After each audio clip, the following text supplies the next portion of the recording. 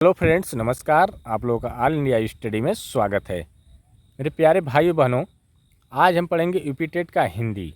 आज का practice set number 12 है, जो बहुत महत्वपूर्ण होने वाला है, क्योंकि इस प्रैक्टिस सेट में प्रीवियस ईयर का क्वेश्चन और संभावित आने वाले प्रश्न को लिया गया है, जो बहुत महत्वपूर्ण होने वाला है। प्रत्येक क्वेश्चन जो पेपर में सीधे पूछ लिए जाते हैं उसको लिया गया है। कुल टोटल 50 क्वेश्चन है, जो बहुत महत्वपूर्ण है। तो आइए हम लोग प्रश्न नंबर 1 पर आते हैं। तो प्रश्न नंबर 1 है, धनुष्टकार शब्द का सही संधि विच्छेद क्या होगा।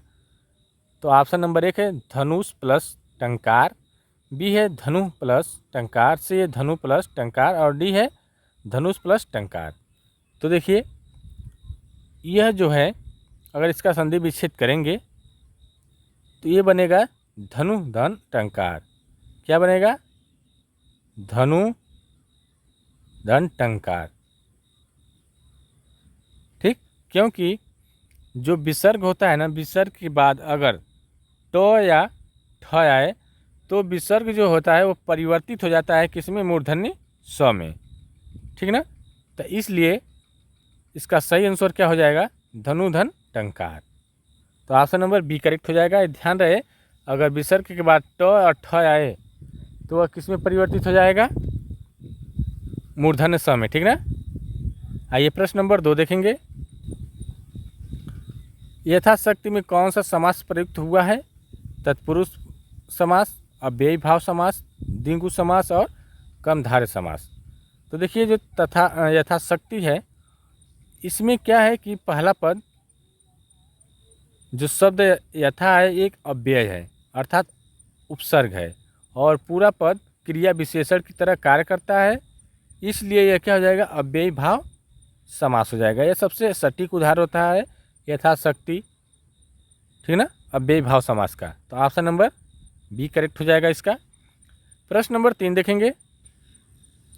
निम्नलिखित में से कौन सा शब्द तत्सम है? तो ऑप्शन नंबर 1 है कपाट, कपड़ा, अचरज, आँख। तो तत्सम पूछ रहा है तो यह क्या हो जाएगा? कपाट। तो ऑप्शन नंबर ये करेक्ट हो जाएगा। देखिए, जो कपाट शब्द तत्सम है, इसका तद्भव जो होगा किवाड़ होता है। ठीक ना? और बाकी जो तीनों शब्द है वह क्या है? तद्भव है। देखिए, तद्भव जो है, कपड़ा का तत्सम क्या हो जाएगा? करपट। अचरज का जो तत्सम होगा वह क्या होगा? आश्चर्य। और आँख का तत्सम रूप क्या होगा? अच्छी। ठीक ना? आइए प्रश्न नंबर 4 देखेंगे। प्रश्न नंबर अगला देखेंगे। कार्य शब्द का सही तद्भव रूप निम्नलिखित में से क्या होगा? तो देखिए, जो कार्य है, ऑप्शन नंबर 1 है कारज या काम, बी है सेवा, सी है नौकरी और डी है कृत्य। देखिए, जो कार्य है ना, कार्य का जो तद्भव होगा यह कारज हो जाएगा या काम हो जाएगा। ठीक है? तो इसका सही जवाब क्या हो जाएगा? ऑप्शन नंबर ये करेक्ट हो जाएगा इसका। अगला क्वेश्चन हम लोग देखेंगे। अन्वेषण शब्द में किस उपसर्ग का प्रयोग किया गया है? तो ऑप्शन नंबर 1 अन्न, अन्व और बी है अनु, सी है अन और डी है अ। तो अन्वेषण जो शब्द है ना, यह जो है कौन सी संधि है? यड़ संधि है। ठीक ना? तो अनु प्लस एषण बराबर अन्वेषण होगा। ठीक ना? क्या होगा? लिख देते हैं, अनु plus एषण।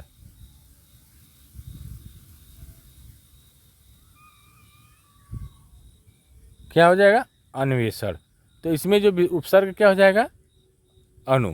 Option number B correct हो जाएगा। ठीक, अगला क्वेश्चन देखते हैं। प्रश्न नंबर 6 है, बुला हैंडलिंग या साधारण शब्दों में कहे कि भुलक्कड़ शब्द में कौन सा प्रत्यय लगा हुआ है? तो ऑप्शन नंबर 1 है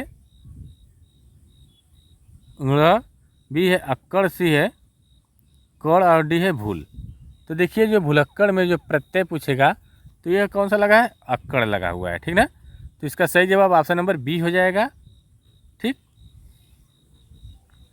भूल में क्या जोड़ा गया है, अक्कड़ जोड़ करके भुलक्कड़ बनाया गया। ये जो भाववाचक संज्ञा हो जाती है, ठीक ना। आइए प्रश्न नंबर 7 देखेंगे। निम्नलिखित में से कौन सा शब्द हमेशा बहुवचन में प्रयुक्त होता है? तो ऑप्शन नंबर 1 है जनता, हस्ताक्षर, लड़का, कलम। तो बहुवचन में तो ये हो जाएगा हस्ताक्षर। जो हस्ताक्षर होता है ये हमेशा बहुवचन में होता है, ठीक ना। तो इसका सही जवाब क्या हो जाएगा, ऑप्शन नंबर बी हो जाएगा। तो देखिए जो हिंदी शब्द में अगर बहुवचन की बात करें तो प्राण हुआ, हस्ताक्षर हुआ, दर्शन हुआ, आंसू हुआ, लोग हुआ, भाग्य हुआ, ये सब क्या है बहुवचन में आते हैं। और जनता जो है यह एक वचन है, ठीक ना। जनता क्या है, एक वचन है। आइए अगला क्वेश्चन देखेंगे। प्रश्न नंबर 8 है, वृक्ष से पत्ते गिरते हैं, इस वाक्य में से किस कारक का चिन्ह है? कर्ता ने कर्म को करण से, तो कौन सा कारक हो जाएगा? ऑप्शन नंबर 1 है करण कारक, बी है आपादान कारक, सी है कर्म कारक और डी अधिकरण कारक। तो देखिए जब अलग होने की बात है, ठीक ना, जहाँ अलग होने की बात होती है वहाँ पर क्या होता है कि आपादान कारक होता है, ठीक ना। तो ऑप्शन नंबर बी करेक्ट हो जाएगा इसका। प्रश्न नंबर 9 देखेंगे। भाववाचक संज्ञा का चयन कीजिए। नदी, जयपुर, सुंदर, सुंदरता। तो देखिए जी इस भाव जो इसमें से है लगभग क्या होता है कि जैसे बचपन, मिठास, ये सब भाववाचक संज्ञा होता है, ठीक ना। तो इसमें देखिए नदी तो है नहीं, जयपुर नहीं है, सुंदर नहीं है, सुंदरता जो है भाववाचक संज्ञा हो जाए, ठीक ना। अगला क्वेश्चन देखेंगे। देखिए नदी क्या है, नदी जातिवाचक संज्ञा है, ये भी ध्यान रहे। और जयपुर क्या है, व्यक्तिवाचक संज्ञा है, ठीक। प्रश्न नंबर 10 देखेंगे। मुझे थोड़ी चाय दीजिए, इस वाक्य में थोड़ी शब्द किस प्रकार का विशेषण है? जब थोड़ी आ गया तो ये निश्चित नहीं है कि कितना, बस थोड़ा कम भी हो सकता है, ज़्यादा भी। तो ये क्या हो जाएगा? ऑप्शन नंबर 1 है गुणवाचक विशेषण, संख्यावाचक विशेषण, अनिश्चय परिणामवाचक विशेषण और डी है सर्वनामिक विशेषण। तो देखिए जब थोड़ी की बात आ गई तो वह क्या हो जाएगा? अनिश्चित परिमाणवाचक विशेषण हो जाएगा, क्योंकि इसमें परिमाण की भी आवश्यकता होती है, थोड़ी नाप तोल की भी बात होती है, द्रव्य है तो द्रव्य क्या होता है, परिमाणवाचक संज्ञा होता है, ठीक ना, इसलिए। प्रश्न नंबर 11 देखेंगे। अस्थावर शब्द का विलोम शब्द क्या होगा? तो ऑप्शन नंबर है चंचल, जंगम, चेतन, जड़। अस्थावर, तो देखिए अस्थावर का जो विलोम होता है वह जंगम होता है, ठीक ना। तो ऑप्शन नंबर बी हो जाएगा। देखिए अस्थावर का जो अर्थ होता है एक ही स्थान पर एक ही जगह पर स्थिर रहना, जैसे मकान हुआ, वृक्ष हुआ, क्या होता है एक ही स्थान पर स्थिर रहते हैं। और जंगम का जो अर्थ होता है चलते फिरते, ठीक ना, गतिशील, जैसे मोटर गाड़ी हुआ चलती है ना। आइए प्रश्न नंबर 12 देखेंगे। अरविंद शब्द का सही पर्यायवाची शब्द चुनिए। कमल, सूर्य, गुलाब, बिजली। तो देखिए जो अरविंद का जो पर्यायवाची होगा वह कमल होता है, क्या होता है, कमल होता है। तो इसका सही जवाब हो जाएगा कमल। अगला क्वेश्चन देखेंगे हम लोग। और बताइए अरविंद का पर्यायवाची क्या हो सकता है? पंकज, नीरज, जलज, सरोज, राजीव, पुंडरीक, ये सब क्या है, कमल का पर्यायवाची होती है, ठीक ना। आइए प्रश्न नंबर अगला देखेंगे। जिसके हृदय में ममता न हो वाक्यांश के लिए एक शब्द क्या होता है या क्या होगा? कह रहा है जिसके मन में क्या है, ममता ना हो, हृदय में या मन में ममता नहीं रहेगी तो उसको क्या कहेंगे? क्रूर कहेंगे कि निर्दयी कहेंगे कि निर्मम कहेंगे कि निडर कहेंगे? तो जब क्या होगा, ममता नहीं होगी तो उसका क्या क्या कहलाएगा? निर्मम कहलाएगा, ठीक ना।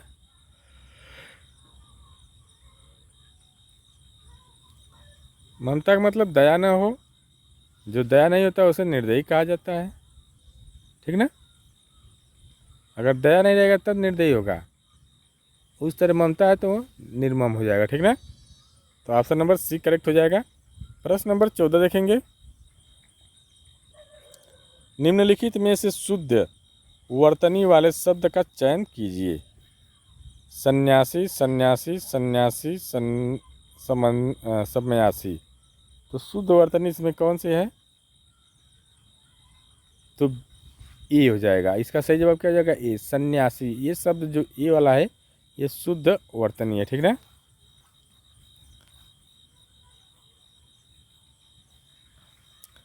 प्रश्न नंबर अगला देखेंगे। जब वर्षा होगी तब भी किसान हल चलाएंगे, यह वाक्य रचना के आधार पर कैसा है? जब वर्षा होगी तब किसान हल चलाएंगे। सरल वाक्य, संयुक्त वाक्य, मिश्र वाक्य, विस्मय वाचक वाक्य। तो देखिए इसमें क्या हो जाएगा, जब वर्षा होगी तब किसान हल चलाएंगे, तो इसका मतलब है कि ये मिश्र वाक्य है, ठीक ना। दो वाक्य को मिलाया गया है, तो ऑप्शन नंबर सी करेक्ट हो जाएगा। प्रश्न नंबर अगला देखेंगे। तलवे चाटना मुहावरे का सही अर्थ क्या है? पैर साफ रख करना, बी चापलूसी या खुशामद करना, सी रास्ता रोकना, और डी क्षमा मांगना। तो देखिए तलवे चाटना का मतलब होता है कि उसका क्या करना, वो जो कहे वो करना।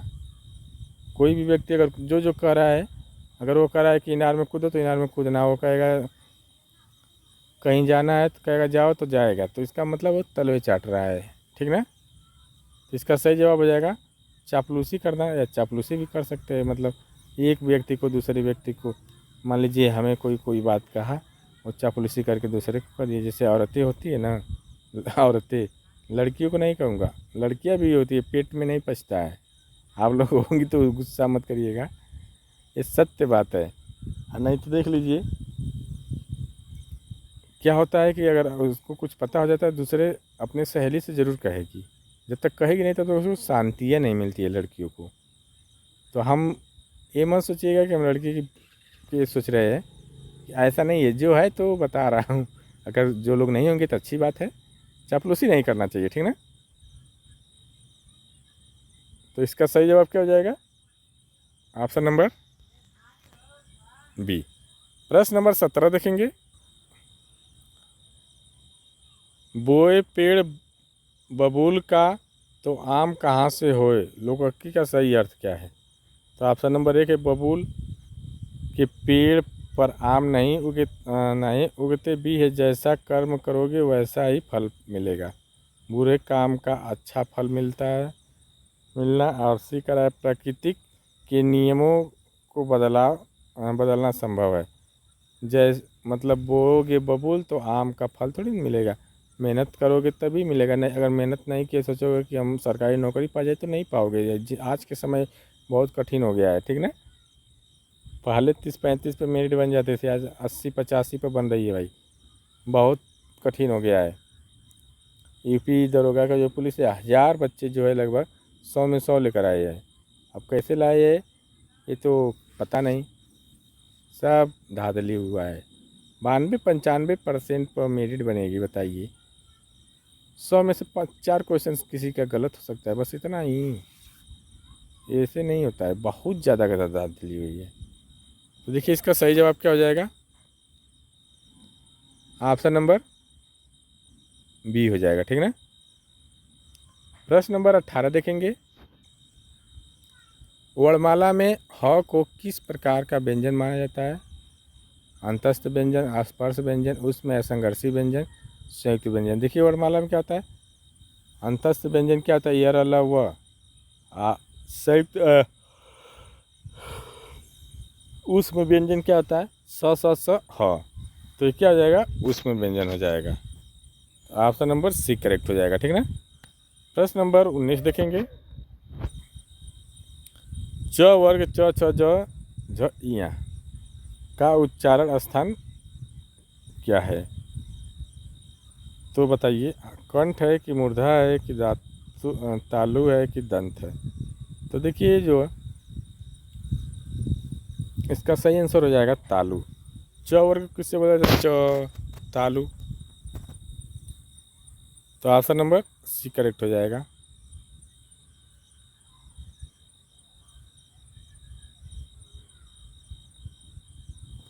देखिए एक सूत्र होता है ईचू यसाना तालु। ईचू यसाना तालु मतलब ई छोटी बड़ी च वर्ग य और स का जो उच्चारण स्थान होता है तालु से होता है, तालव्य से होता है। ठीक ना। अगला क्वेश्चन देखेंगे। अनुराग शब्द में किस उपसर्ग का प्रयोग है और इसका विलोम क्या होगा। तो देखिए कह रहा है कि अनुराग शब्द में किस शब्द का उपसर्ग है या उपसर्ग का योग है और इसका विलोम क्या होगा। अनु प्लस राग, तो अनुराग हो जाएगा। तो अनु क्या है, उपसर्ग है, पहला ही तो लग रहा है। और विलोम क्या होगा, अनुराग का विराग होता है। ठीक ना। तो ऑप्शन नंबर पहला ही सही है। तो ऑप्शन नंबर एक करेक्ट हो जाएगा। प्रश्न नंबर अगला देखेंगे। अब देखिए पैडागोजी सेक्शन से है। भाषा शिक्षण में निदानात्मक परीक्षण का मुख्य उद्देश्य क्या होता है। तो निदानात्मक परीक्षण का मुख्य उद्देश्य पूछ रहा है भाषा शिक्षण में, तो क्या हो जाएगा बताइए। तो ऑप्शन नंबर एक है बच्चों को अगली कक्षा में प्रोन्नत करना। नहीं भाई, निदानात्मक का ये बात नहीं होती है। बी है बच्चों की भाषा संबंधित कठिनाइयों और कमियों के कारणों का पता लगाना। ठीक है, जब निदान करेंगे तभी उसका उपचार कर सकते हैं। ठीक ना, जब कमी पता करेंगे तभी ना उपचार उसको करेंगे, उपचार करेंगे, हल करेंगे। उस कमी को कैसे हल करना है। जैसे डॉक्टर के पास गए तो पहले डॉक्टर क्या करता है, चेक करता है ना। तो चेक करता है तो निदान करता है, उसके बाद दवा देता है, उपचार करता है। ठीक ना। प्रश्न नंबर 22 देखेंगे। प्राथमिक स्तर पर बच्चों की भाषा का विकास करने के लिए सबसे महत्वपूर्ण कारक क्या है। तो देखिए ऑप्शन नंबर एक है व्याकरण की कठिन पुस्तकें। बी है बच्चों को समृद्ध भाषाई परिवेश। सी उपलब्ध कराना। और सी है प्रतिदिन लंबी लिखित परीक्षा लेना।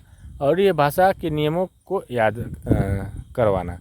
तो देखिए इसका जो सही जवाब क्या हो जाएगा, बच्चों को समृद्ध भाषाई परिवेश उपलब्ध कराना। तो ऑप्शन नंबर बी करेक्ट हो जाएगा इसका। आइए प्रश्न नंबर 23 देखेंगे।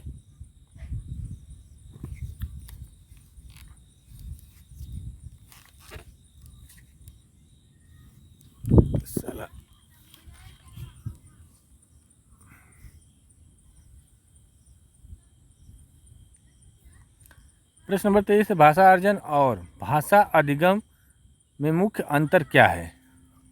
तो देखिए ऑप्शन नंबर क्या हो जाएगा, भाषा अर्जन जो होता है ना कहीं भी सीखी जाती है, जन्मजात भी चामस्की के अनुसार बताया गया है कि जन्मजात से बच्चा जन्म से ही सीखा जाता है। और भाषा अधिगम जो होता है एक प्रक्रिया से, एक व्यवस्थित तरीके से सीखी जाती है। अर्थात कहने का मतलब है वो परिवेश में सीखी जाती है। विद्यालय जाएंगे तब वो एक क्रम से सीखी जाती है। ठीक ना। तो इसका सही जवाब हो जाएगा ऑप्शन नंबर बी, भाषा सीखने की स्वाभाविकता और परिवेश का अंतर। ऑप्शन नंबर बी करेक्ट हो जाएगा। प्रश्न नंबर 24 देखेंगे। बच्चों में कथा श्रवण, कहानी सुनना कौशल विकसित करने से क्या लाभ होता है। तो देखिए अगर बच्चों में कथा श्रवण या कहानी सुनेंगे तो बच्चों में जो कौशल विकसित होता है वो क्या होता है, बच्चों की कल्पना शक्ति बढ़ती है, तार्किक चिंतन और शब्द भंडार का विकास होता है। ठीक ना। तो ऑप्शन नंबर बी करेक्ट हो जाएगा इसका भी। प्रश्न नंबर 25 देखेंगे।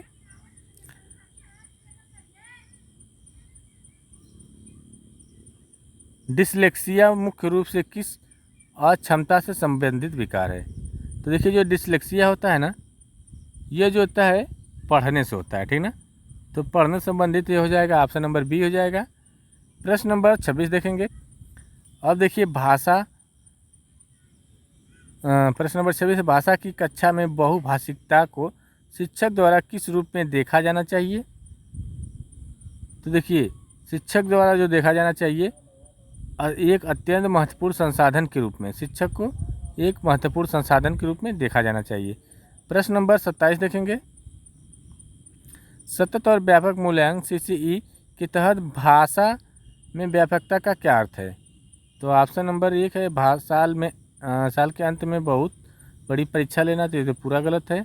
भाषा के प्रयोग के सभी गतियों, कौशलों और व्यवहारिक पक्षों का निरंतर आकलन करना। ये बात ठीक है, तो ऑप्शन नंबर बी करेक्ट हो जाएगा इसका।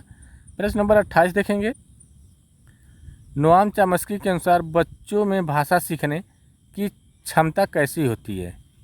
तो ऑप्शन नंबर 1 है समाज द्वारा थोपी जाती है, नहीं ये समाज द्वारा नहीं होती है, पूरी तरह अनुकरण आधारित होती है, ये भी नहीं होती है, चॉम्स्की के अनुसार जन्मजात होती है। ये बात ठीक है, जन्मजात होती है, ठीक है ना। प्रश्न नंबर अगला देखेंगे। उपचारात्मक शिक्षण हमेशा किस परीक्षण के बाद किया जाता है? तो पहले निदानात्मक करेंगे, उसके बाद उपचारात्मक, तो ऑप्शन नंबर बी करेक्ट हो जाएगा, ठीक है ना। प्रश्न नंबर 30 देखेंगे। थोड़ा फास्ट कर रहे हैं तो आप लोग ध्यान से देखिए। प्राथमिक स्तर पर बच्चों को लेखन कौशल के आकलन में सबसे कम महत्वपूर्ण बिंदु क्या है? जो प्राथमिक स्तर में होते हैं बच्चे, जो लेखन कौशल होता है उसमें जो आकलन किया जाता है उसमें सबसे कम महत्वपूर्ण बिंदु क्या होगा? शुद्ध और सुंदर वर्तनी का हूबहू नकल करना। मात्री क्या हो जाएगा? मात्रा आ गया तो यहीं से नेगेटिव हो गया, तो नेगेटिव ही कम होता है, तो ऑप्शन नंबर सी करेक्ट हो जाएगा। प्रश्न नंबर 31 देखेंगे। अब देखिए प्रश्न भाग 3 में हिंदी साहित्य एवं प्रमुख रचनाएं। आदिकाल को सिद्ध सामंत काल नाम किस विद्वान ने दिया था? तो ऑप्शन नंबर 1 है आचार्य रामचंद्र शुक्ल, बी है राहुल सकृत्यायन, और सी है डॉक्टर रामकुमार वर्मा, और डी है आचार्य हजारी प्रसाद द्विवेदी। तो देखिए ये बात जो कहने वाले थे कौन? आदिकाल को सिद्ध सामंत काल जो नाम देने वाले विद्वान थे वो कौन थे? राहुल सकृत्यायन, ठीक ना। तो ऑप्शन नंबर क्या हो जाएगा? बी करेक्ट हो जाएगा। प्रश्न नंबर अगला देखेंगे। कबीरदास किस काव्य धारा के प्रमुख संत कवि थे? तो ऑप्शन नंबर 1 है सगुण भक्ति काव्यधारा, निर्गुण ज्ञानाश्रय काव्यधारा, प्रेमाश्रय सूफी काव्यधारा, और कृष्ण भक्ति काव्यधारा। तो देखिए जो कबीरदास थे ये निर्गुण ज्ञानाश्रय काव्यधारा, थोड़ा सॉरी जो अज्ञा ही पढ़े थे तो उसको सॉरी थोड़ा सा दिमाग रखते, निर्गुण ज्ञानाश्रय काव्यधारा, तो ऑप्शन नंबर बी करेक्ट हो जाएगा। प्रश्न नंबर 33 देखेंगे। विनय पत्रिका की रचना गोस्वामी तुलसीदास ने किस भाषा में की है? अवधी, ब्रज, खड़ी बोली, मैथिली। तो देखिए जो विनय पत्रिका की जो रचना की है यह मैथिली में, किस में? मैथिली में, तो ऑप्शन नंबर नहीं मैथिली में, सॉरी यह ब्रज भाषा में की है, ठीक ना, तो ऑप्शन नंबर बी हो जाएगा, ठीक ना। यह विनय पत्रिका किस में की है? ब्रज भाषा में। रामचरितमानस किस में की है? अवधी भाषा में, ठीक ना। प्रश्न नंबर 34 है कामायनी महाकाव्य के रचयिता कौन है जिसे छायावाद का उपनिषद भी कहा जाता है? तो कामायनी जो है जयशंकर प्रसाद, कौन है? जयशंकर प्रसाद है। इन्होंने 1935 में कामायनी की रचना की थी। आइए प्रश्न नंबर 35 देखेंगे।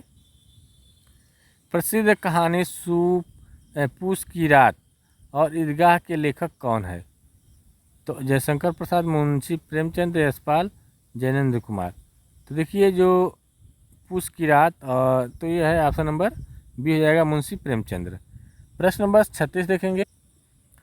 यामा काव्य संग्रह के लिए 1982 में प्रतिष्ठित ज्ञानपीठ पुरस्कार प्राप्त करने वाली कवयित्री कौन है? तो देखिए ऑप्शन नंबर 1 है सुभद्रा कुमारी चौहान, भी है महादेवी वर्मा, सी अमृता प्रीतम, और डी है कृष्ण सोबती। तो इसका जो सही जवाब क्या हो जाएगा? महादेवी वर्मा, तो ऑप्शन नंबर बी करेक्ट हो जाएगा इसका। प्रश्न नंबर 37 देखेंगे। चिंतामणि किस प्रसिद्ध समीक्षक और निबंधकार का निबंध संग्रह है? तो आचार्य हजारी प्रसाद द्विवेदी, आचार्य रामचंद्र शुक्ल, बाबू श्याम सुंदर दास, और डॉक्टर नगेंद्र। तो जो चिंतामणि है यह आचार्य रामचंद्र शुक्ल की है, ठीक ना, तो ऑप्शन नंबर बी करेक्ट हो जाएगा इसका। आइए प्रश्न नंबर अगला देख लेते हैं। सरस्वती पत्रिका के संपादक का कार्य भार आचार्य महावीर प्रसाद द्विवेदी ने किस वर्ष संभाला था? 1900 ईस्वी, 1903, 1920, 1907। तो देखिए इन्होंने 1903 में इसको संभाला था, ठीक ना। आइए प्रश्न नंबर 39 देखेंगे। उपन्यास सम्राट की उपाधि मुंशी प्रेमचंद्र को किस बांग्ला लेखक ने दी थी? तो option number A Rabindranath Tagore भी है, शरत चंद्र चट्टोपाध्याय और डी बंकिम चंद्र चटर्जी और डी ईश्वर चंद्र विद्यासागर। तो देखिए उपन्यास सम्राट जो है यह जो दिए थे शरत चंद्र चट्टोपाध्याय। तो ऑप्शन नंबर बी करेक्ट हो जाएगा। प्रश्न नंबर 40 देखेंगे। देखिए वीडियो अच्छी लग रही है चैनल को लाइक ज़रूर करिए, आप लोग शेयर करिए, सब्सक्राइब करिए। आप लोगों का एक लाइक हमें मोटिवेशनल देता है, ठीक ना। प्रश्न नंबर 40 है, कुकुरमुत्ता और जूही की कली जैसी क्रांतिकारी कविताओं के रचयिता कौन है? तो ऑप्शन नंबर 1 है सुमित्रानंद पंत, सूर्यकांत त्रिपाठी निराला और जयशंकर प्रसाद माखनलाल चतुर्वेदी। तो देखिए ये जो है सूर्यकांत त्रिपाठी निराला कुकुरमुत्ता और जूही की कली, ठीक है ना, इसकी रचना की है। प्रश्न नंबर अगला देखेंगे। देखिए सेक्शन डी में रस अलंकार और काव्य संदर्भ से क्वेश्चन है। रसों की कुल संख्या समानतः कितनी मानी जाती है, जिसे नवरस भी कहा जाता है? तो देखिए समानता जो है 9 मानी जाती है। किसे? रस समानता 9 है, तो ऑप्शन नंबर बी करेक्ट हो जाएगा। देखिए मूल रूप से भरत मुनि के नाट्य शास्त्र में 8 है, उसके बाद एक शांत रस को जोड़ा गया जो 9वां शांत रस है, ठीक ना। आइए प्रश्न नंबर अगला देखेंगे। वीर रस का अस्थायी भाव निम्नलिखित में से क्या होता है?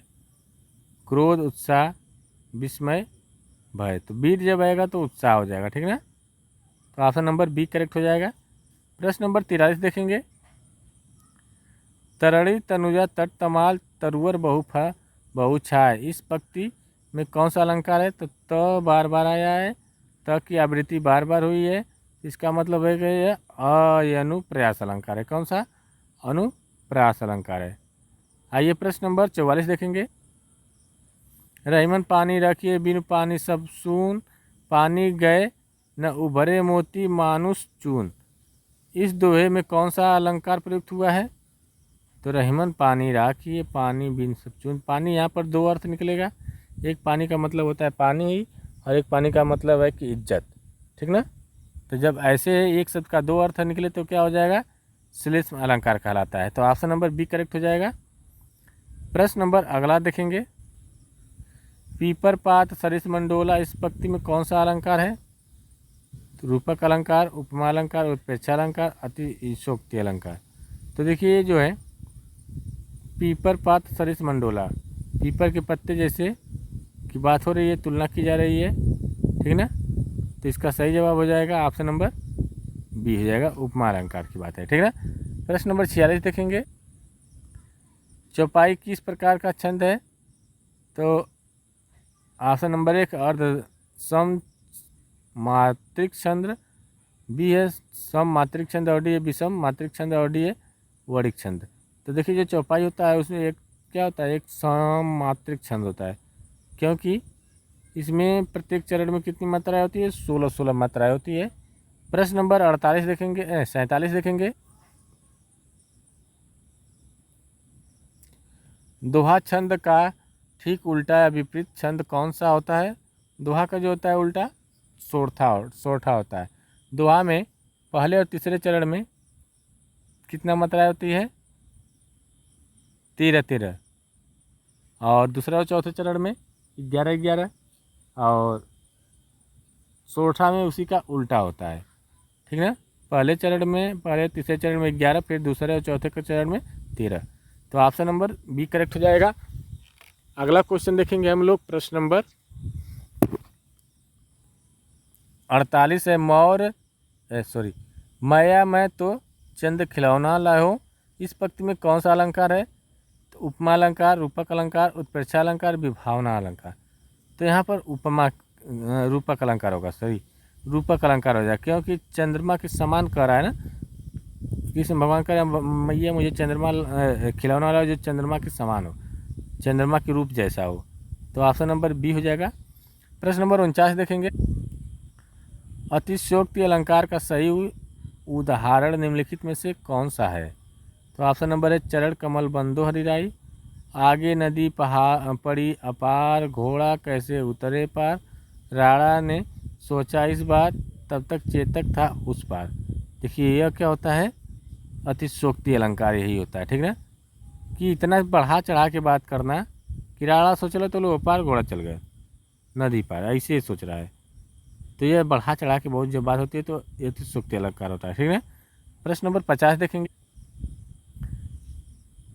वाक्य रसात्मक काव्यम अर्थात रसयुक्त वाक्य ही काव्य है। इस सुप्रसिद्ध कथन किस आचार्य का है। तो देखिए किसका है, आप लोग कमेंट बॉक्स में ज़रूर बताइएगा। तो वीडियो को यहीं पर समाप्त करते हैं। देखिए अच्छा लगा हो वीडियो तो लाइक करिए, शेयर करिए, सब्सक्राइब करिए। टाइम ख़त्म हो गई है, मिलते हैं अगले वीडियो में, तब तक के लिए नमस्कार।